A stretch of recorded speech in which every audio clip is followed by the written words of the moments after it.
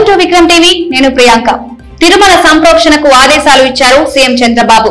లడ్డూలో జంతు కొవ్వు కలిసిన నెయ్యి వాడడంతో శ్రీవారి ఆలయాన్ని శుద్ధి చేయాలని అధికారులకు ఉత్తర్వులు ఇచ్చారు. డిప్యూటీ సీఎం పవన్ కళ్యాణ్ సమక్షంలో వైఎస్ఆర్సీపీకి రాజీనామా చేసి జనసేనలో చేరనున్నట్లు మాజీ ఎమ్మెల్యే సామినేని ఉదయభాను తెలిపారు.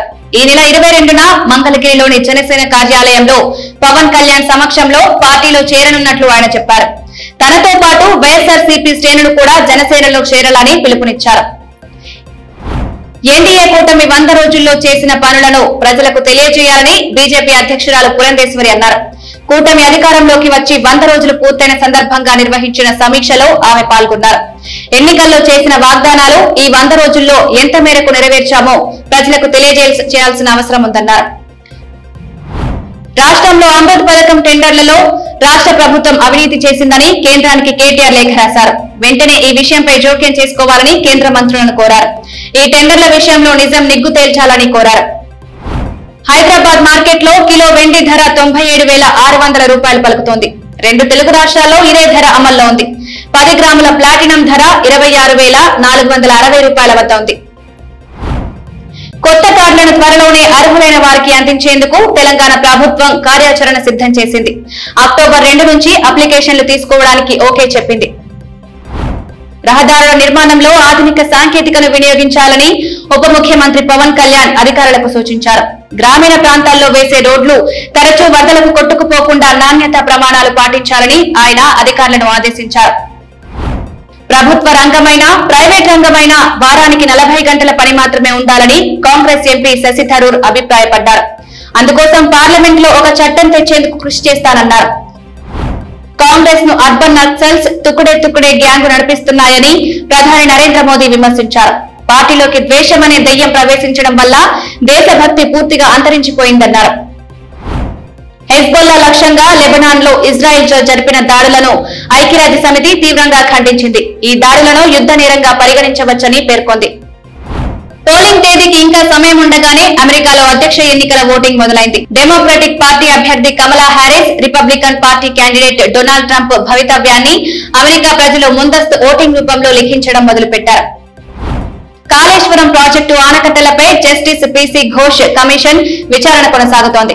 ఈ మేరకు ఇవాళ కమిషన్ ముందు క్వాలిటీ కంట్రోల్ విభాగం ఇంజనీర్లు హాజరయ్యారు. అఫిడవిట్ల ఆధారంగా ఇంజనీర్ల క్రాస్ ఎగ్జామినేషన్ విచారణ జరుగుతోంది అని సమాచారం. పవిత్రమైన తిరుమల లడ్డూ తయారీకి వినియోగించిన నెయ్యిలో జంతువుల కొవ్వు ఉందనే అంశం కలకలం రేపింది. ఈ అంశంపై దేశవ్యాప్తంగా నిరసనలు వ్యక్తమవుతున్నాయి. దీనిపై జనసేన నేత సినీ నటుడు నాగబాబు స్పందిస్తూ ద్రోహులను క్షమించకూడదని చెప్పారు. డబుల్ బెడ్రూమ్ ఇళ్లపై ప్రభుత్వం కీలక నిర్ణయం తీసుకుంది. మూసీ నది ప్రక్షాళనలో భాగంగా పరివాహక ప్రాంతాలను ఆక్రమించిన వారికి డబుల్ బెడ్రూమ్ ఇళ్లను కేటాయించేందుకు సన్నాహాలు చేస్తోంది. ఇందుకోసం మలక్పేట, వనస్థలిపురం డబుల్ బెడ్రూమ్ ఇళ్లను మంత్రి పొన్నం ప్రభాకర్ పరిశీలిస్తున్నారు. గుంటూరులో వైసీపీకి మరో షాక్ తగిలింది. తాజాగా ఈ రోజు వైసీపీ కార్పొరేటర్లు రాజీనామా చేశారు. మొత్తం 4 కార్పొరేటర్లు వైసీపీకి రాజీనామా చేశారు. 8, 13, 18, 56 డివిజన్లకు చెందిన కార్పొరేటర్లు రాజీనామా చేశారు. గత ఎన్నికల్లో వీరంతా వైసీపీ నుంచి గెలిచారు. ఈ 4 కార్పొరేటర్లు త్వరలో జనసేనలో చేరుతున్నారని తెలిసింది. Man of the masses junior NTR Devara ticket రేట్ల పెంపు సంబంధించి ఆంధ్రప్రదేశ్ ప్రభుత్వం జీవో విడుదల చేసింది. మొదటి రోజు 6 షోలకు పర్మిషన్లు ఇచ్చారు. దివంగత అక్కినేని నాగేశ్వరరావు శత జయంతి వేడుకల్లో భాగంగా తాజాగా జరిగిన ఈవెంట్ లో హీరో నాగార్జున కీలక ప్రకటన చేశారు. ఈ ఏడాది ఏఎన్ఆర్ అవార్డును చిరంజీవికి ఇవ్వనున్నట్టు ప్రకటించారు. పవర్ స్టార్ పవన్ కళ్యాణ్ అభిమానులకు గుడ్ న్యూస్. ఆయన మళ్లీ సినిమా షూటింగ్ స్టార్ట్ చేయనున్నారు.